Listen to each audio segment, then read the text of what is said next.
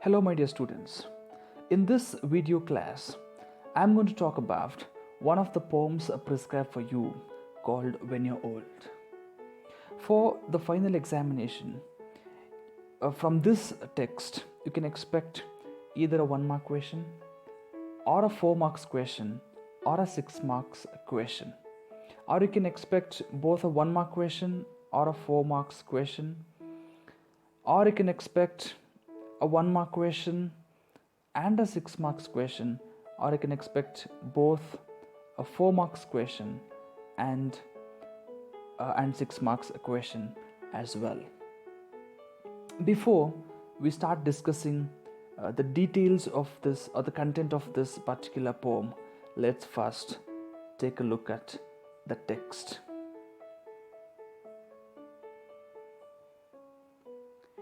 Let me read the poem, then we'll discuss it. When you're old. When you're old and grey and full of sleep and nodding by the fire, take down this book and slowly read, and dream of the soft look your eyes had once and of their shadows deep. How many loved your moments of glad grace, and loved your beauty with love false or true. But one man loved the pilgrim soul in you, and loved the sorrows of your changing face. And bending down beside the glowing bars, murmur a little sadly how love fled and paced upon the mountains o'erhead and hid his face amid a crowd of stars. This is a short poem which has only 3 stanzas of 4 lines, written by William Butler Yeats. William Butler Yeats is an Irish writer, a Nobel laureate writer.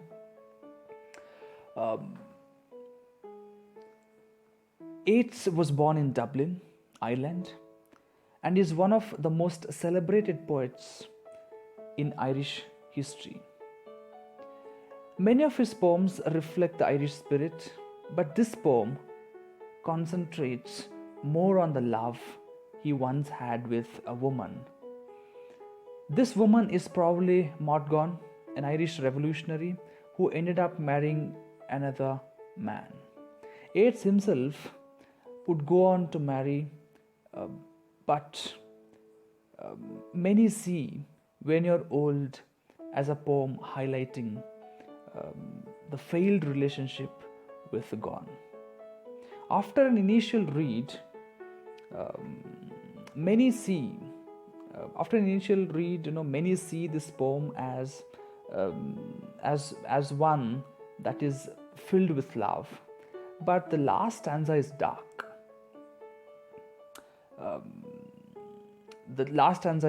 The speaker is reminding his former mistress that their love did not last, and that is something she should regret for the rest of her life.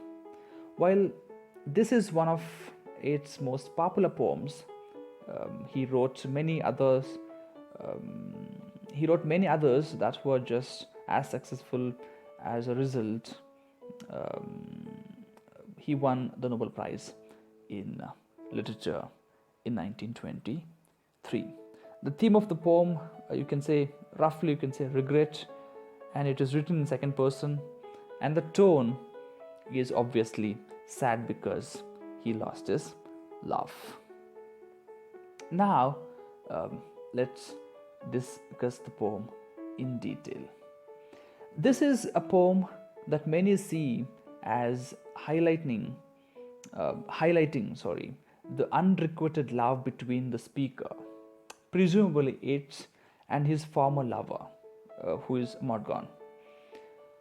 The speaker, talking directly to his muse, instructs her to open the book in which this poem can be found, and to reread it. While rereading, she should recall how many people loved her for both true and false reasons, namely because of her beauty. The speaker goes on to tell the lover that there was one man, probably the speaker, who loved her completely. In the final stanza, the speaker tells his former lover that she should remember that this love did not last, and she should be filled with regret because of it, because she lost a fine man. When You're Old is comprised of 3 stanzas, as you can see, which each containing 4 lines. The rhyme scheme is very distinct and steady. If you look at the poem, the first stanza is A, B, B, A. The second stanza is C, D, D, C. The third is E, F, F, E. Additionally, Yeats wrote the poem in iambic pentameter. And the poem is jam-packed with imagery and other poetic devices. If you look at the first stanza, it reveals, it is revealing that our speaker is talking directly to his former lover. The first line reads, "When you're old and grey and full of sleep." From this line, the reader can derive that he is writing this while his lover is still relatively young, but she should read this again when she is an old woman. The speaker has very specific instructions for his lover. Not only should she read the poem when she is old and grey and full of sleep, but also when she is nodding by the fire, according to the second line. In the third and fourth lines, the speaker tells his former beloved to dream of the soft look your eyes had once and of the shadows deep. In conjunction with rereading the poem, the lover should also remember the beauty she once possessed. Take a look at the second stanza. The second stanza is a continuation of the first, and this time the speaker is reminding his lover of how many people once loved her, moments of glad grace. This line, the fifth of the poem, utilizes alliteration with glad grace, repetition of the same syllable, which further adds to the musical rhythm of the work. In the sixth line, the speaker refers directly to his muse's beauty, writing, "And loved your beauty with love false or true." He references the fact that many people loved the woman, but some of those people did not truly love her, perhaps only valuing her for her physical beauty. In the next line, the speaker changes tracks, referring to the one man who loved the pilgrim soul in you, probably referencing himself. And here, Yeats' diction here is worth contemplating, and much has been made of the phrase pilgrim soul. A pilgrim is one who travels for religious reasons, but it can also mean a person who wanders. Perhaps the speaker is accusing his former beloved as being a restless, fickle person, but he may also be referring to the woman's constant wonder and intellect, or the fact that he was as devoted to her as a pilgrim to his religion. However one interprets that line, it is safe to say that the speaker is telling his lover that he loved her to the very depths of her soul.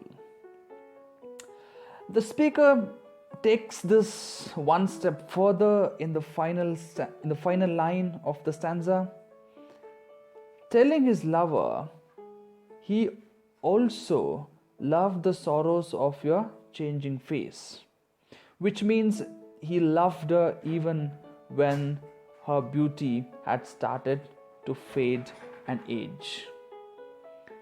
The speaker then returns to The speaker then returns to when his lover becomes an old woman, telling her that she will be bending down beside the glowing bars.